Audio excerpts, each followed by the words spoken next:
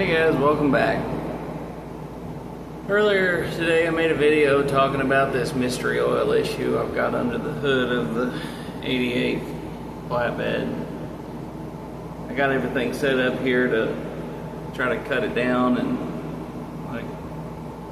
try to get rid of the oil residue, try to see where it's actually coming from. I had suspected that it was the air conditioner pump, like the oil maybe seeping out or something like that, because it's in that area, and it's really weird. Everything's dry around it. The belt's dry, all the pulleys are dry, the back of the engine's dry. It's just literally laying on top of the air cleaner and on the fan shroud, which is really bizarre to me. And I did notice in that radiator when I took it out of the blue truck back here that there was a little oil inside the radiator, because this 4.3 has a oil cooler. So I'm thinking that the reservoir might be bad in it and maybe leaking oil out of the radiator, but I don't have any coolant leak. So it's all, and of course, since it's a 5-speed truck and doesn't have an oil cooler, the 88, I don't see why or where it could even possibly be coming from, unless it's getting too hot and spewing it. But I don't know. I'm going to clean everything up and see if it reoccurs. I don't know if maybe at some point I sprayed some oil or something on it, on the hood latch, and it grew. I don't know. Like I said, I'm stumped. But I got a couple basic solutions mixed up. I've got Dawn dish soap and water in one, and I've already pre-soaked it in some 409 kitchen grind cutter solution. It seems to do really good on removing oil and stuff like that. I do have somewhere around in here some SuperTech engine degreaser. It seems to do okay. I used it to clean the condenser core, or the evaporator core, on my air conditioner outside unit. It did okay. It's SuperTech. It's that dummy proof stuff off the shelf. It says it quickly removes grease, dirt, and grime, and all this other stuff. I wasn't too impressed. So, if you're thinking it's cheaper, don't. I would definitely say get some some gum out or gunk brand engine degreaser, because it actually smells like it's an actual degreaser. It's not quite solvent, but it's definitely oil based. I didn't have any. I didn't feel like leaving the house, so I just pulled out the old Dawn dish soap. It's cure-all for all kinds of crap. But yeah, I guess if you want to waste your time, go ahead and buy some of this. But it's not a review video, but I just thought I'd let you know before you saw it on the shelf. I'm a big fan of gunk products and stuff like that. I'm looking around to try to see if I got an empty can of it somewhere, but I don't think I do. But anyway, I'm gonna get out there and clean that up. I'm using a water hose because my power washer is too powerful, I guess you'd say. For this job, I feel like, with everything being so old and brittle from 1998, I don't know how strong those intake gaskets are. So, as soon as I get up, accidentally get up close, or it's gonna inject water between that, and it's gonna cause a huge vacuum leak and I'll be sitting there wondering why the frickin' thing's over revving and everything else, you know, doing typical TBI crap when all the vacuum lines are cracked. But yeah, I got the old water hose pulled out. I used some Dawn dish soap. Anyway, I'll cut you back on here when I get outside.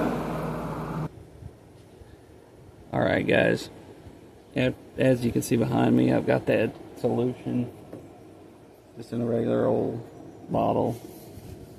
No real measurement or anything, just gonna send it. Suck it down a little more, give it a little more. I've already done this quite a few times, just kind of keep it wet and let it do its thing. It's a pretty cool day out today. It's not screaming hot, so it's not evaporating really fast. But most of the issue was right here on top of the air cleaner, and just right here and right here on the hood. Nowhere else really. It's really weird. It was not even right here on the belt or accessory drive or anything like that. I was thinking maybe it might have been the oil from the, you know, the cooling fan clutch itself, because it's got a certain type of oil in it too, but you know, when it was dry, I didn't see it. So I don't know. I'm just going to clean it up real good and gonna see what I can see, I guess.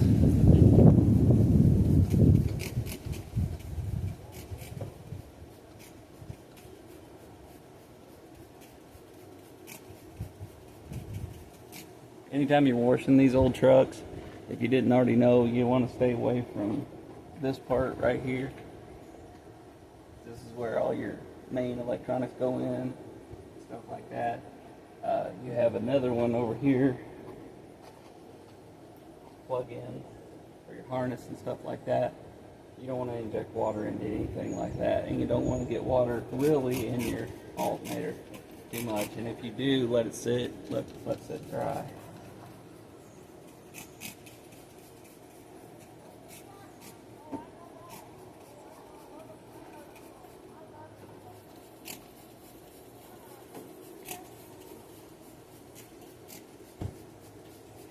This old truck's in really good shape for its age.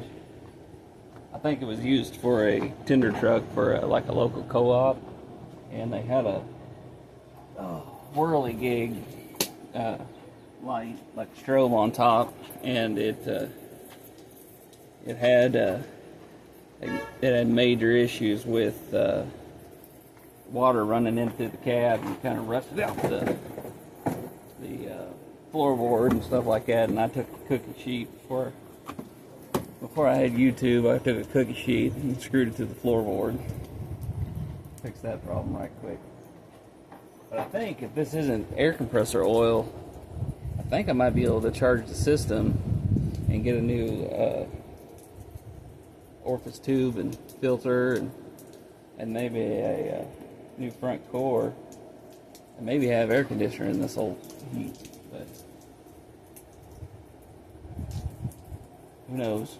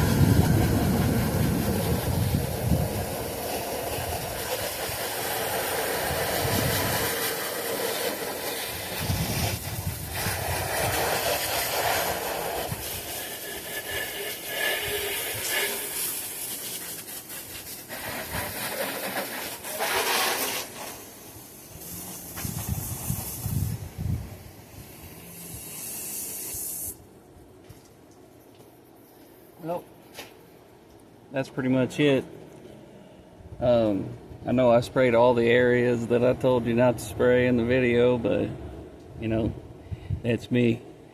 I just like to mention that stuff in my videos, that way if somebody does it, you know, ruins their shit, it's not my fault. Told you not to. But anyway, guys, as always, thanks for watching. See you at the next video.